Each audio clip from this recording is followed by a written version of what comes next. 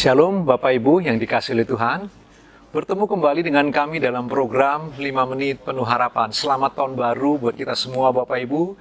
Kita bersyukur, kita bersuka cita. Tuhan menuntun kita sepanjang tahun 2021 dengan badai pandemi yang datang atas kita Bapak Ibu, namun Tuhan memelihara kita begitu rupa, menjagai sehingga kita bisa memasuki tahun 2022, sebuah anugerah yang luar biasa yang layak kita syukuri Bapak Ibu. Nah, biasanya setiap kali tahun baru orang akan membuat sebuah resolusi baru di hadapan Tuhan.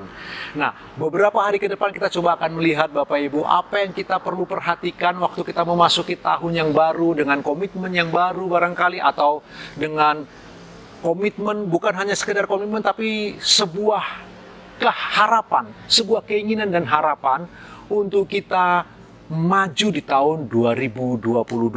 Hari ini Bapak Ibu kita mau merenungkan bersama-sama dari kitab Bilangan pasal 14. Kalau Bapak Ibu perhatikan ayat 1 sampai 38, kita mau belajar di sana betapa pentingnya iman. Saya ulang Bapak Ibu, betapa pentingnya iman. Bapak Ibu, Tuhan yang telah menyertai kita tahun 2021, Tuhan yang sama, yang tidak berubah, akan menyertai kita tahun 2022. Tetapi, bagian Allah memang menyertai dengan kuat kuasanya. Tritunggal Allah Maha Kudus menyertai Bapak Ibu. Bagian kita untuk beriman. Ini penting Bapak Ibu. Beriman sungguh, percaya sungguh bahwa Dia sungguh-sungguh menyertai kita. Betapa pentingnya iman. Kalau Bapak Ibu baca Bilangan 14 Bapak Ibu ayat 1 sampai 38, di sana kita ketemu cerita Bapak Ibu. Musa mengutus 12 orang untuk mengintai tanah perjanjian itu. Dan Bapak Ibu dan saya, ini cerita yang sudah umum, kita semua orang Kristen tahu cerita ini. Ketika 12 orang itu kembali Bapak Ibu melaporkan hasil penyelidikan mereka kepada Musa Bapak Ibu, kepada orang Israel yang sedang di padang gurun itu, 10 orang membawa kabar yang sesungguhnya memang realitanya seperti itu. Tetapi mereka tidak punya iman untuk percaya bahwa Allah yang mereka sembah, yang menyertai mereka jauh lebih besar daripada semua orang-orang yang tinggal di tanah perjanjian yang akan mereka taklukkan. 10 orang ini membuat bangsa Israel begitu pesimis, membuat bangsa Israel ketakutan. Hanya 2 orang saja yang berani berpikir benar, yang berani dan bisa melihat bahwa Allah jauh lebih besar dari semua musuh mereka di tanah perjanjian itu, Yosua dan Kaleb. Dan apa yang terjadi dalam cerita itu Bapak Ibu?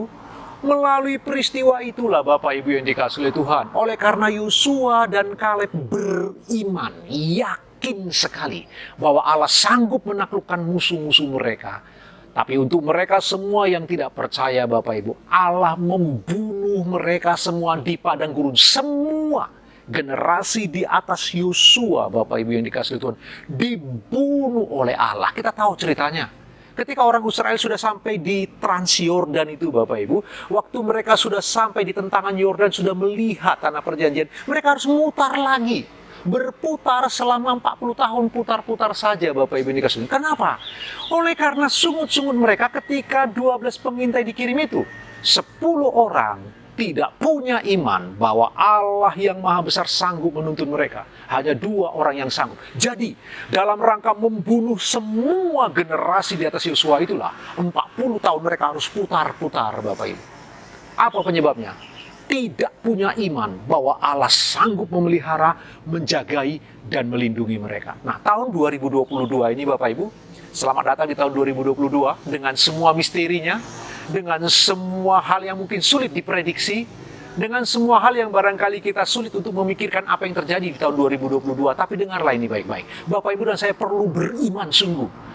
Jika situasi pandemi yang sangat menakutkan tahun 2020 dan 2021, Allah memelihara Bapak Ibu dan saya. Dia sanggup menjagai kita sampai kita hadir di tahun 2022 ini. Percayalah, Tuhan yang sama menyertai Bapak Ibu dan saya. Bagian kita beriman. Percayalah sungguh kepada Dia bahwa Dia menyertai kita senantiasa. Bapak Ibu renungkan kebenaran firman Tuhan sepanjang hari ini. Tuhan Yesus memberkati. Selamat beraktivitas.